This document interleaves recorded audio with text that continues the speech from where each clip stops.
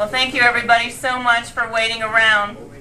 Unfortunately, Florida's 20th District got it wrong tonight, and they elected the wrong person to represent Florida's 20th District. This has been an amazing 11 months. I have to tell you, the people that I have met along this path and the stories that I could tell could fill 2 novels. Although we didn't win tonight, there are amazing Americans that live in South Florida who believe in the values and principles that make this nation so great. And I am so unbelievably grateful to so many of you, who, whether you came to my campaign 10 months ago or you joined just a week ago, you saw a vision in a person, someone with the morals and the values and the integrity that Washington, D.C. is looking for in leadership. Not to represent their party, not to represent special interests, but to truly represent the hard-working values and principles of every great American that has come before us to make this nation so great.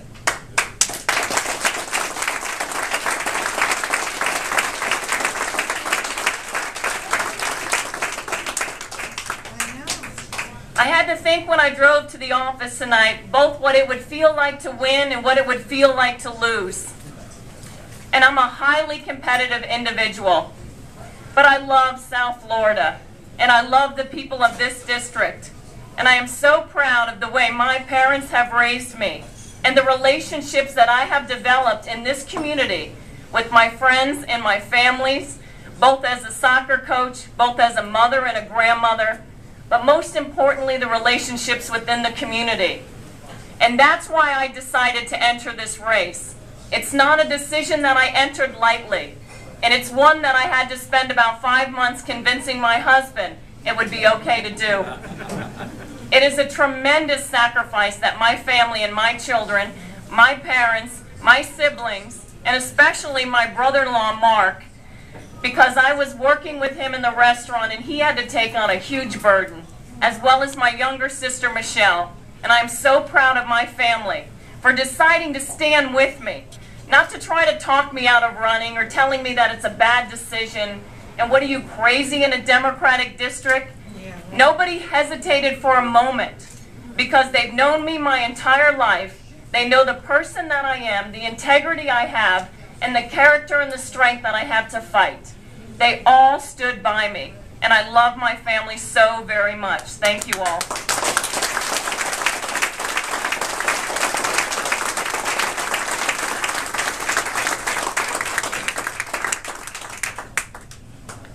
What's going to be difficult for me is not losing, but knowing that I live in a district that will be represented by someone that I challenge for the reasons because I believe in everything opposite of what she stands for. Amen. And now I have to stay here, and we must continue to fight. Yes. Not only Debbie Wasserman Schultz, but our government.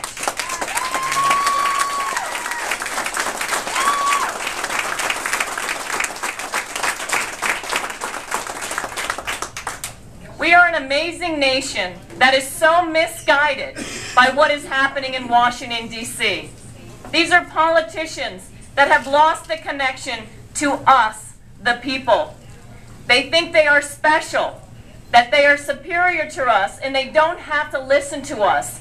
And now we have given Debbie Wasserman Schultz what she said is the keys back to the car to drive us back in that ditch. We've just now given her back those keys. We're going to take them back. And she's someone, like I said, I don't want representing me. And as long as I live in this district, I will forever fight to be her.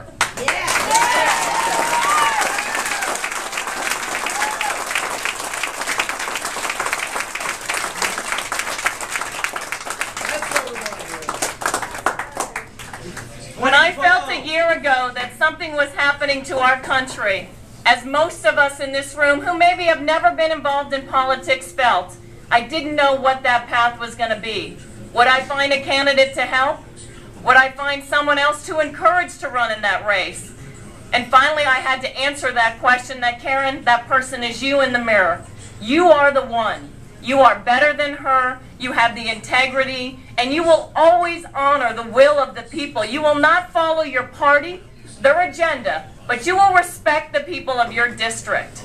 I don't know how I'm going to fight her next time, but we will gather our strength because I will continue to be a resident of this great district. My family and I will continue to have our business here and raise our children, but I will not continue in my life to let her represent me, and neither should you.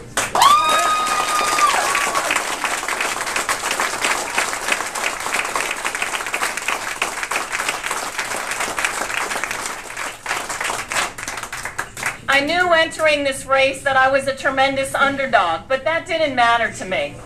I once had a good friend tell me, there was 56 signers of the Declaration of Independence, and there were only 12 disciples, and there's only one Messiah. So I've never felt like David against Goliath. I always felt that the underdog, when they truly have a vision and a dream of the greatness of this nation, can always achieve and overcome even the biggest of obstacles. And today, every single person I met at the polls, all of my volunteers, we felt the energy, we felt the vote, we felt the power of the people coming through to us. We really felt going in tonight that we were going to be victorious. We never thought for 1 minute that we would lose. And it's difficult for me to stand here, but all we needed in our district was about another 12% of the people of our district to truly believe in our vision, and we could have achieved that goal. What's difficult when you enter and you don't have name ID is you only have 6 weeks before they start voting after the primary. And I'm not anybody to make excuses. I feel that we did everything right, from the live town halls to the teletown halls to the commercials, and especially, thank you, and especially my volunteers. It would take me about an hour to name each and every person that mattered so much to this campaign. But I always tell people I'm just a single soldier. You are my army, and I am so proud of those.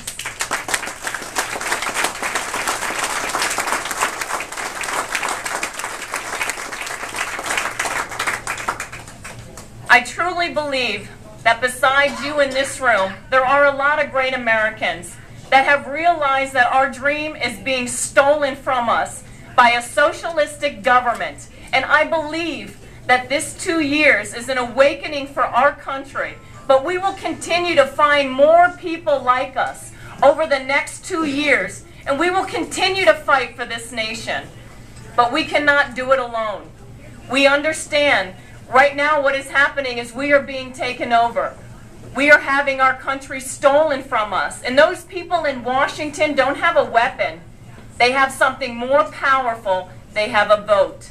And until we wake up and recognize that it is our fault because we have allowed these people to be elected into office, will we ever gain control of our great nation back.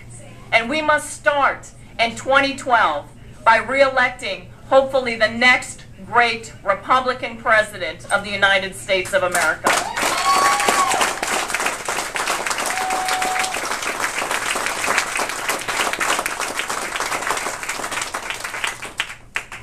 And I just want to let you know, for those of you that worry about me, I have an amazing family. I will wake up tomorrow, I will be a little sadder, but I will also have a vision for the future. One that I will never give up on for my children and my grandchildren. And I have a job to go to, which many Americans, 14 million or so, since the stimulus was passed, that don't have that job. I am so very blessed.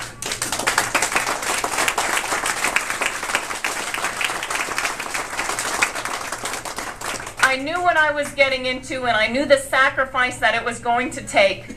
But I also know my own inner strength and my own willingness to survive.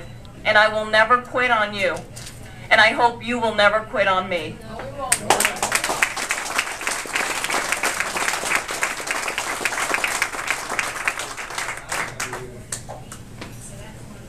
It's such an amazing journey this past year, as I said earlier. And there are so many connections with so many great people standing in this room, and some of those, I'm sorry, that have left.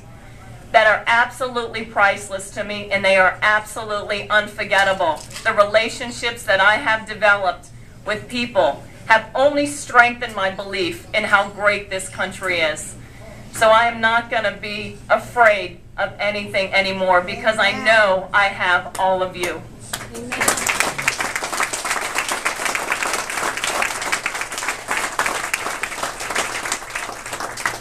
And like I said, there's so many of you to thank. But when I started this campaign, I dragged in my best friend Tammy Melton with me and convinced her we could do this. And shortly after that, a few came along, Mark Clexton. And I want to give a special thanks to a young man who decided to take a risk on a campaign that didn't have a lot of hope of winning. But he said he saw something special in a candidate like myself, someone with character and integrity, that he wanted to represent whether I was going to win or lose. So I am deeply grateful to Judy Gross.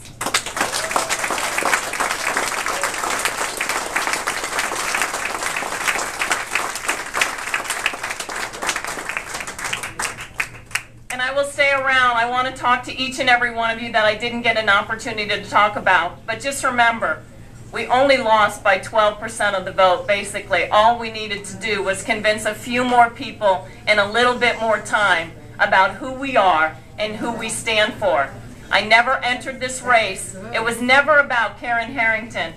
Karen Harrington was just that girl willing to give it a shot because I love this nation. So please don't ever forget the fight. Don't ever give up. And we will be successful in 2012. Yes, we will.